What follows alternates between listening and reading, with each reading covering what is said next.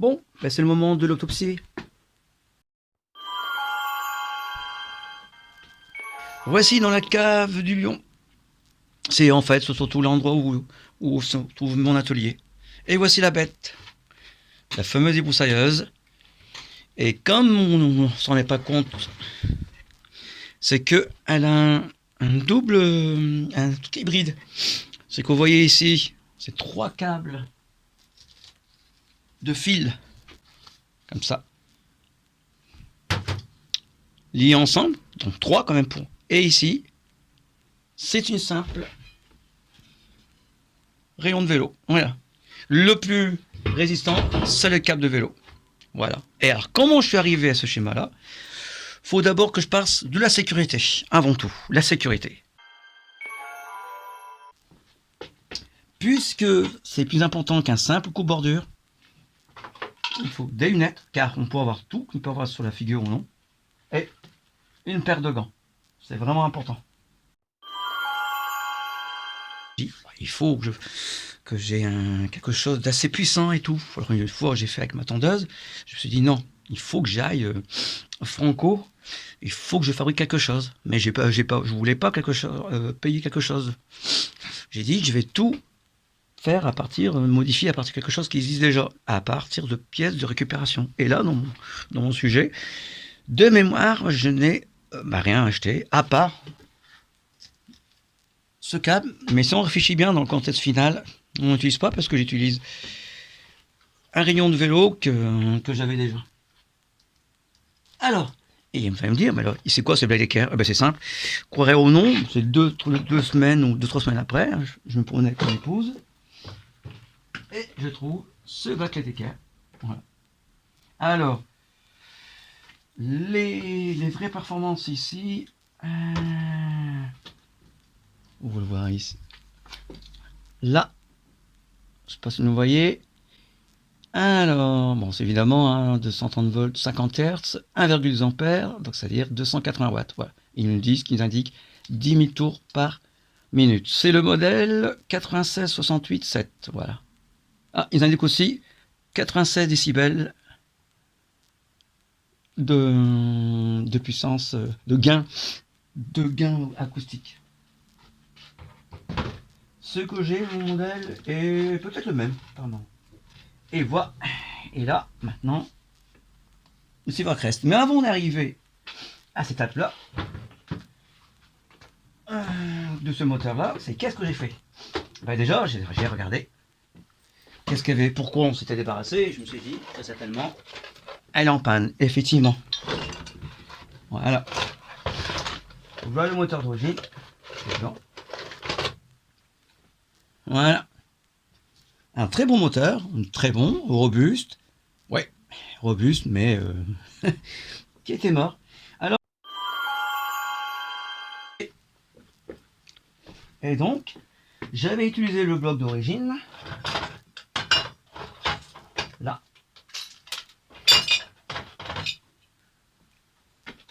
C'est-à-dire là où on pose le porte-fil. Alors la particularité, vous voyez, c'est là. Et ce que je vais apprendre au fur et à mesure, c'est que pourquoi on y guide? Parce que tout simplement, quoi que vous mettiez, même par exemple, ce sable au câble, qui est pourtant robuste, hein, le câble d'acier d'1 millimètre, hein, et c'est robuste, hein, et ben, quoi que je fasse, quoi que vous fassiez, avec une vitesse aussi rapide, donc on est entre 6000 et 10 000 tours par minute, ça se plie, ça se tord automatiquement. Il faut le rendre bien solide. Mais bon, comme j'ai utilisé ici, j'avais déjà un guide. Donc, et pour le mettre dans l'arbre moteur, j'avais coulé un écrou fondu pour le bloquer ici. C'était bien stable. Alors, c'était lequel? Le Tristar, non. Ah, voilà. Voilà la bébête. L'autre moulin à café, eh oui. Donc 140 watts. Eh oui. Hop. Et on pouvait le serrer et tout. C'était impeccable. Je pensais aussi à l'intérieur, dans le bloc, avec des caoutchoucs. Hein, j'ai bas de caoutchouc pour qu'il soit bien stable et tout. Je me suis dit, pour la ventilation, il faut que ça respire. Donc, j'avais passé un joint et tout. Mais non. Dès que j'ai commencé à les faire, ça a bien marché. Et puis, une belle fumée jaune. C'était mort. Il me fallait un fusible d'à peu près 0,5 ampères, je ne l'avais pas. Donc j'avais mis le minimum que j'avais, 1,6. C'est toujours celui-là qui est. Et bah non. Ce qui a fait, ce qui a fait fusible, c'était les enroulements ici. Et comme les autres moteurs qui arriveront, ils ont claqué. Ok. Que je n'arrivais pas à démonter dans le ventilateur. Alors c'était pas mal parce qu'il s'est ventilé. Deux côtés extérieurs, hein, pas à l'intérieur. Il s'est ventilé. Le souci, c'est que où le placer? Alors j'avais placé le câble, pas vraiment. Vous voyez ici en dessous, pas exactement symétrique. C'était légèrement décentré, légèrement. Et ben, qu'est-ce que ça provoque? Voilà. Bien centré, bien. Ici, je me suis rendu compte évidemment qu'il fallait au moins en doubler, sinon il se retournait vers lui-même. Et il me lâche. Pour la même raison, et ce que je me suis rendu compte après, c'est que ces moteurs ont une certaine puissance, mais aussi un couple. Il faut un bon couple. Une grande puissance, simplement. Si c'est surtout la puce. Si on ne peut pas changer un des deux paramètres. Donc, il faut un bon moteur d'une grande puissance. Comme j'avais un fusible qui était trop important, ce qui claquait, j'ai rigolé, c'est évidemment les fusibles. Et la première fois, ce qui m'est arrivé aussi, étrangement, c'est avant le fusible, c'est le deuxième câble, c'est-à-dire le moteur a claqué, a joué fusible, mais aussi celui-là. Donc maintenant, dans mon nouveau schéma, ici, j'ai plus qu'un interrupteur. Ouais. J'ai gardé le condensateur de filtrage, tout, mais j'ai plus qu'un seul. Oui. Un des deux interrupteurs a claqué, a fait fusible, et j'ai aussi évidemment changé les deux câbles, même si c'était un seul câble qui était mort. En tant qu'affaire, je préférais. Mais voilà. Donc, vous me direz, bah oui, mais si tu avais bon le fusible. Si j'avais bon le fusible aurait claqué, chaque fois. Pourquoi? Parce que j'utilisais des moteurs pas assez puissants.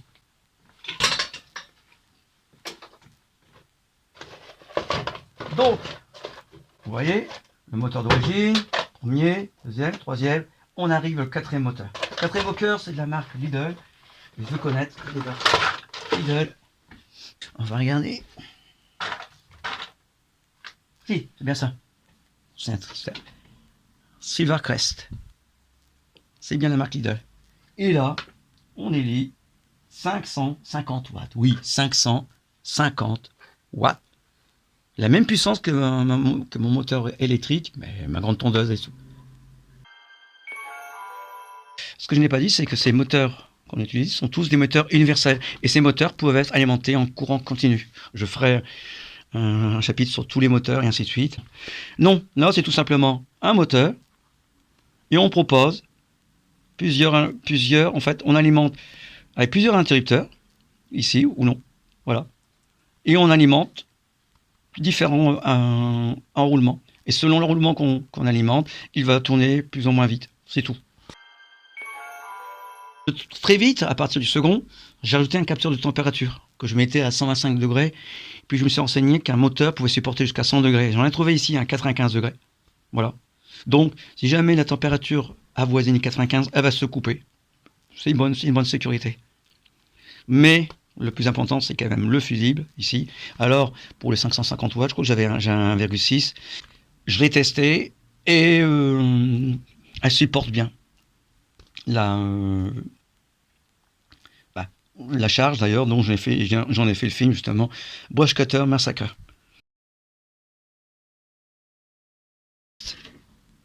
Bon, et ben, je le démonte et on regarde ce qu'il y a à l'intérieur.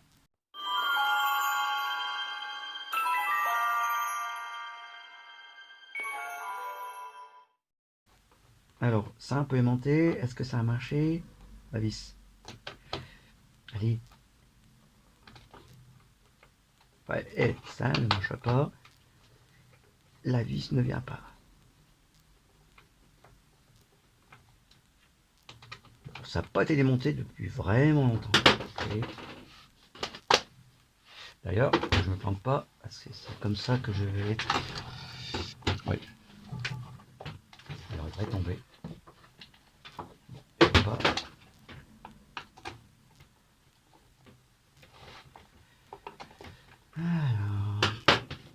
caisse qui maintient. Ah. Bon, attends, j'ai peut-être oublié. Ah, les vis. Oui. J'y pensais pas, les nouvelles vis que j'ai rajoutées ici. Ah, je vais les mettre ailleurs, dans un autre slot de récupération. Oui. Pour pas les confondre, ça sera plus simple. Je pensais pas, c'est quelque chose de nouveau. Parce que j'ai voulu mettre une gaine pour protéger le socle du truc en plastique. C'est nouveau. Je l'avais dit, ça n'a pas été démonté. Voilà. Alors. Tiens. Pas. Qu'est-ce que... Ah bah j'ai dû oublier une vis. Et oui, j'ai oublié une vis.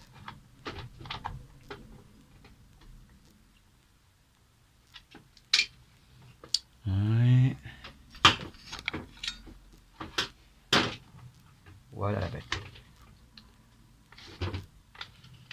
Ah, ça le truc quoi, j'ai oublié une... Bon. Et pas. Voilà, on le voit bien ici. Alors, vous voyez que fort plus de place pour le câblage électrique.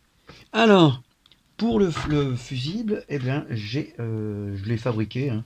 J'ai fabriqué un porte-fusible à la base. Alors, il est où le fusible? Il est là. Voilà, tout simplement. Hein. Une baguette, un ressort ici, un ressort là. Le fusible est là. Il est pris en étau entre deux ressorts. Oui. Même le porte-fusible, c'est du bricolage. Alors, évidemment, mon porte-fusible est embêtant. S'il claque, chaque fois, je dois le démonter. Il aurait été mieux d'avoir mais juste parce qu'on n'en est plus, un à visser à l'extérieur. Et hop, c'est facile d'en placer un fusil comme ça sans démonter.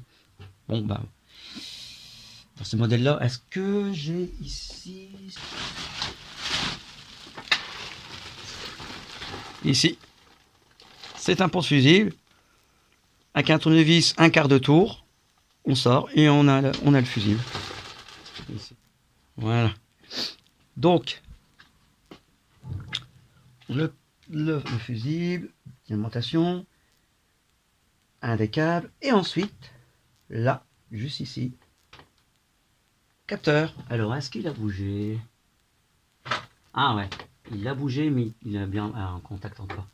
Ouais, il l'a bougé, voilà. C'est en le démontant que j'ai bougé. Un des capteurs. Alors, je vais vous montrer. C'est ça. C'est ce que l'on trouve dans toutes les machines, en général four ou four micro-ondes ou bien des machines à café traditionnelles, parce que je ne sais pas s'il y en a, mais très certainement, dans les NCO par exemple. Aussi les friteuses, et ainsi de suite. Telle température, évidemment, pour la friteuse, ça serait à 128 degrés, enfin donc plutôt, on est dans les 120 degrés, et alors que pour l'eau, ce serait dans les 100 degrés. C'est là qui a indiqué la température, et là par exemple, 150 watts. Là je lis 115 degrés Celsius. Mais je dis qu'elle supporte 10 ampères, parce que c'est un simple interrupteur qui peut supporter 10 ampères, et qui va claquer quand la température 115 degrés est dépassée. Évidemment, pour la relever la température, il faut que ceci soit bien appliqué sur la source de chaleur. Et la fameuse patte à dissipation thermique. Voilà. Vous placez là. Et pac. C'est ce que vous pourrez trouver sur n'importe quel circuit intégré, et ainsi de suite. Là, pour y placer un radiateur thermique, mais là, ça sert à même, il faut que la captation soit bonne.